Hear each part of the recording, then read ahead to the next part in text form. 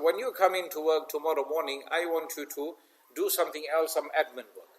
Another boss comes in and he says, look here, when you start work tomorrow morning, you've got to do this. Is it possible to please all of his bosses at the same time? Impossible. If you can't please two bosses, how can there be more than one Rabb? There's one Rabb that is either happy with you or is unhappy with you. This is something to think about. Ponder over this. That you cannot make more than one person happy. It's like my job. I started first day imamat. Second day imamat, I met a very senior alim. Even till today he's making imamat. Maulana Abdullah. Yeah? I used to feel sorry for him sometime. Bichara looked drained out. He had two wives. He was physically drained out, mentally drained out. Beju fatigue you. But he says to me, Maulana, you've gone into the field of deen, you're going to see people who will fight with you. People are going to be unhappy with you. Because you know what, the reality is, you cannot please everyone. And the thing is, I'm not here to please anyone, I'm here to please my Rabb. So we need to get that straight first. We are here to please our Rabb, not to please creation. It's the Creator. So you will do things, one person says, Maulana, Asr Salah, have it at Asr beginning time. So we got a big gap between then and Iftari to make lots of ibadah. Another person says, Maulana, do it 45 minutes before Iftar because you know what, we can get a good sleep after work. Another one says 1 hour before. Another one says 1 hour 15. Who are you going to please? Are we going to have 10 different jamaats happening in the masjid? No, because we can't afford to pay the few imams we have. I'm not talking about here necessarily. Are we going to pay 10 different imams? Boys, quiet please. Jazakallah. So he is saying, I only worship, it is not of us that we worship anyone that ascribes partners with Allah subhanahu wa ta'ala. Yeah? And nushrika billah. Anyone that ascribes a partner with Allah ta'ala, no, that is not the way that we worship. ذَلِكَ مِنْ فَضْلِ اللَّهِ عَلَيْنَا. And this is Allah ta'ala's fadl, His virtue, His grace, His kindness, His mercy upon us, وَعَلَى النَّاسِ, and upon the whole of mankind. Do you know insan is born? Mankind is born. When you are born, your natural fitra, yeah, a person is كُلُّ وَلَدٍ يُولَدُ عَلَى الْفِطْرَةِ. Every child that is born upon fitra. What is fitra? Fitra is to worship one Allah. The hadith mentions it very clearly. But it is only after that the parents will then take them away and teach them other religions, and then that's where they end up doing different things. So if you are not going to teach your child what is right from what is wrong, or only going to do it whenever you feel like, or seasonally, or when Ramadan comes only, then our children are going to learn that to be a seasonal Muslim, yeah, or to be a Muslim for the month of Ramadan is the way to go. Do you understand? Whereas if you teach them that Islam is your way of life, Islam gives you every single aspect of your life, how to live it, how to worship Allah Ta'ala, how to do business, how to deal with people on a social level, how to deal with your family, your responsibilities towards your family. Yeah. And so sad that we find that a lot of times as husbands, we get a complaint from sisters. My husband is stingy to buy things in the home. Yeah. Woman say, look here, I've got to buy my whatever necessary things that the woman need. I say, my husband doesn't want to give me money towards that. But yet he will go out and he will have parties and invite his friends and everyone over, and there for that he's got money. When it comes to paying for the madrasa fees, he says, no, you must make the money. When it comes to the football, then he's paying for that. As husbands, we have responsibility. If you marry a billionaire, it is still your responsibility to look after your wife. It's still your responsibility to look after your wife, to fulfill all of her financial needs. Obviously now if she says, I will only wear Versace, then you must only get married to a woman that she should only get married to a guy who can actually afford that. Unless it's made in China. Huh? The reality of the situation is, that is why Nabi sallallahu alaihi wasallam says, one of the things you look at when you get married to a woman is that you marry a woman who is on your similar financial and social standing. Can you imagine a poor man goes and marries an extremely wealthy man's daughter? Is he going to be able to look after her? No. She's used to a nice palatial home. Someone may be polishing her shoes, cooking her food, picking up her plate, serving her food. And now you're bichara, you're just about making enough money to buy the food.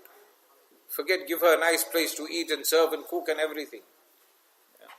So it's important that we are mindful of these things when getting married, inshallah. وَلَكِنَّ أَكْثَرَ النَّاسِ لَا يَشْكُرُونَ. These are strong words Allah Ta'ala says. Mankind is generally not thankful.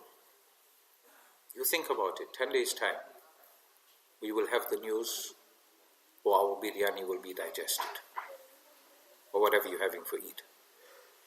9 or 10 days time, tonight Etikaf starts in 5 minutes time. We enter the last 10 days of the month of Ramadan. It's an odd night tonight.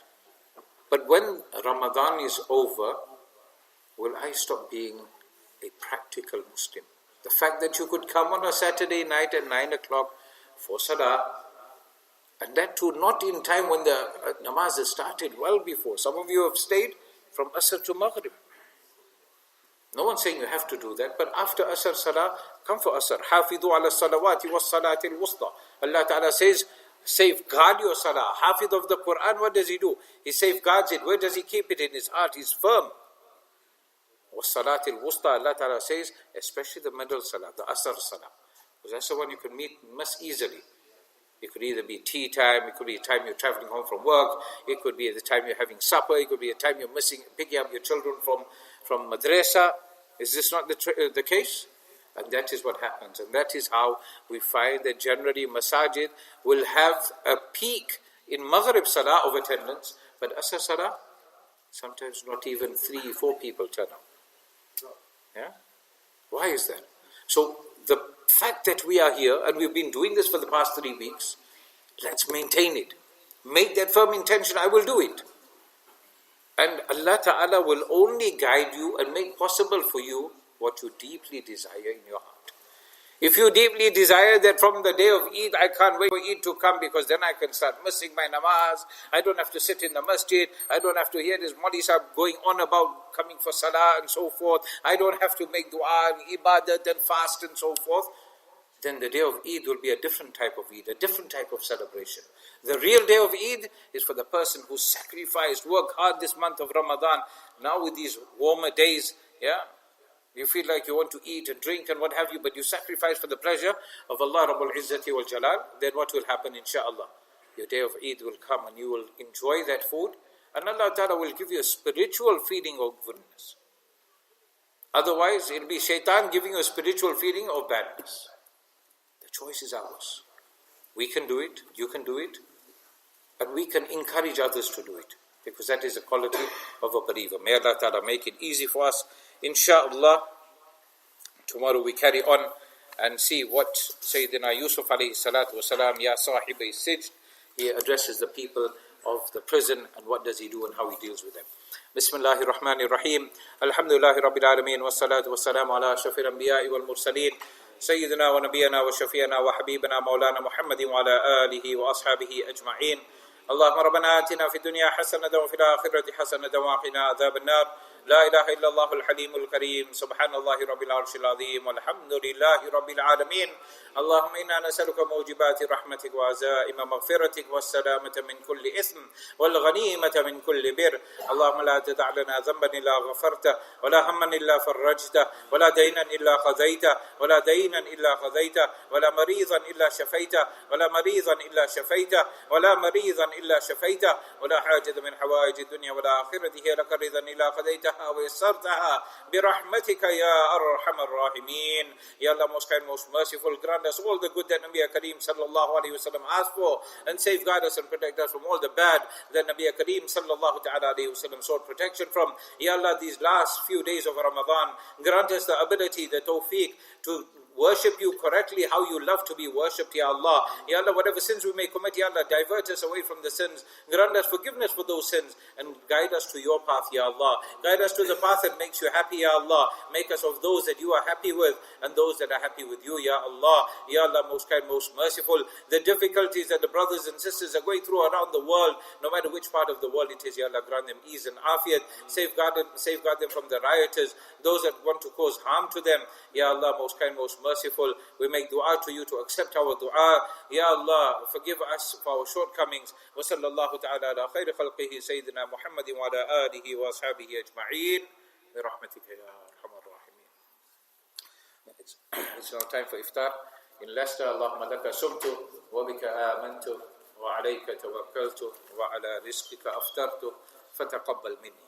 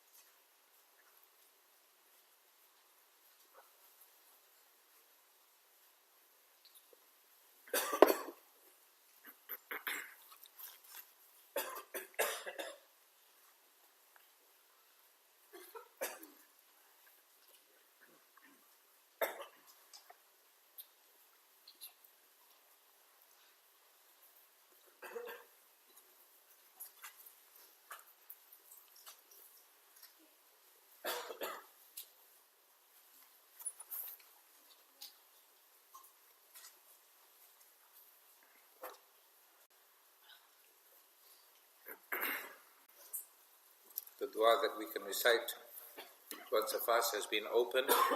ذهب الظمأ وابتلت العروق وثبت الأجر إن شاء الله.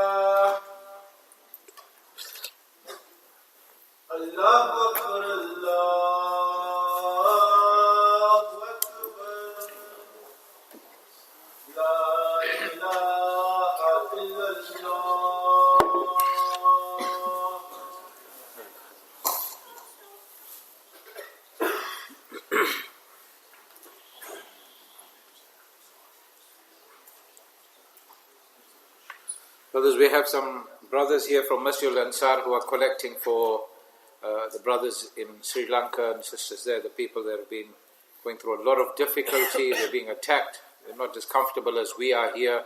reading our salah. The masajid have been ransacked, they've been damaged, they've been destroyed. The Qur'ans have been disrespected in so many ways. May Allah subhanahu wa ta'ala make it easy for them. As you are leaving after Maghrib Salah and after Taraweeh, inshallah, please do donate generously as much as you can, inshallah.